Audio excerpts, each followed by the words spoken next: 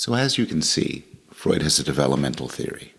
We start off as an id, develop an ego, and then develop a superego. But for Freud, this was just the beginning, and he has an elaborated theory that talks about the development of the mind from birth to adulthood, focusing largely on sex and sexuality in psychosexual stages. There's a series of stages where you focus on different parts of the body through development. And there are 5 main stages, each associated with a different part of the body. And what Freud described as fixation is that if you get into a problem at a certain stage, if you don't adequately resolve the problems posed by that stage, you could end up stuck there, fixated there, and stay there as an adult. And what this will mean is that as an adult, you will try to achieve pleasure in ways that are equivalent to the way it's achieved in those stages. So the first stage, running for about the first year of life, is the oral stage. The mouth is associated with pleasure. And there the problems that are posed might have to do with breastfeeding. For instance, weaning a child incorrectly can lead to fixation for Freud. And fixation can lead to an oral focus, an oral fixation in adulthood. In the literal sense, that could mean somebody might eat too much or chew gum or smoke. In a more metaphorical sense, they could be dependent or needy. The next stage is the anal stage, from roughly the first year to about age 3. And there, the anus is associated with pleasure. And here the key challenges involve toilet training. If toilet training isn't handled correctly for Freud, it could lead to fixation and lead to problems.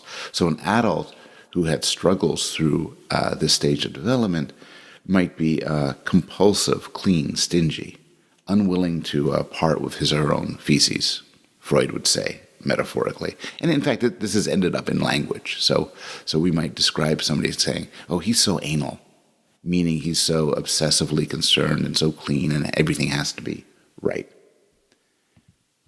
Then there's the phallic stage, where the focus of pleasure shifts to the genitals.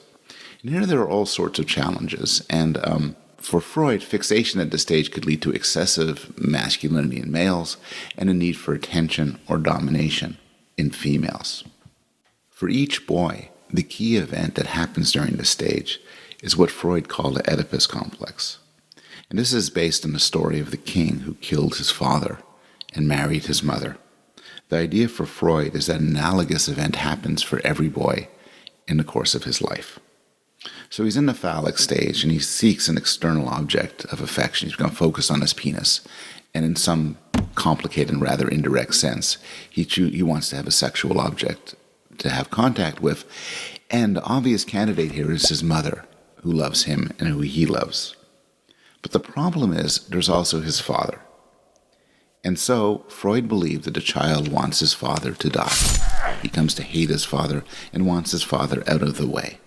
Now, what's interesting for Freud is Freud believed that the child was limited in his understanding of how thoughts work, and believed that his thoughts are not private, but actually public.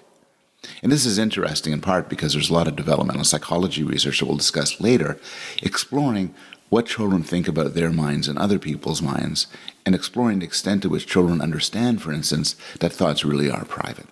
And we'll get to that later. But Freud believed that his father, the child's father, would discover his plans, and in response will castrate him. So children are terrified, boys are terrified of castration. And so the anxiety becomes unbearable, and the child comes to give up on his plans to seduce his mother and kill his father, and now instead identifies with his father, and then moves to the latency period where it's sort of all submerged and sexuality is repressed. There's not much sexuality. Having made it through the whole Oedipal event, the child focuses on hobbies and schools and friendship, and it's only later on in puberty that it all comes raging back. At puberty, sexual feelings reemerge, and healthy adults find pleasure in sexual relationships as well as other sort of pursuits. It's the fixated adults that adults who, for some reason, have problems with breastfeeding or toilet training or the proper separation from their parents, they get their energy tied up in earlier stages, and they spend their lives trying to struggle with problems that they should have, if they were luckier, resolved during development. I'll also just note the lovely phrase, love and work. It's not actually a quote from Freud. I've been unable to find out exactly its origin, but the idea that the most important things in life are love and work, romantic and sexual and friendly pursuits, combined with rich, fulfilling struggles to achieve things and interact with people and explore life, seems like a lovely phrase, and love and work seems to summarize a lot.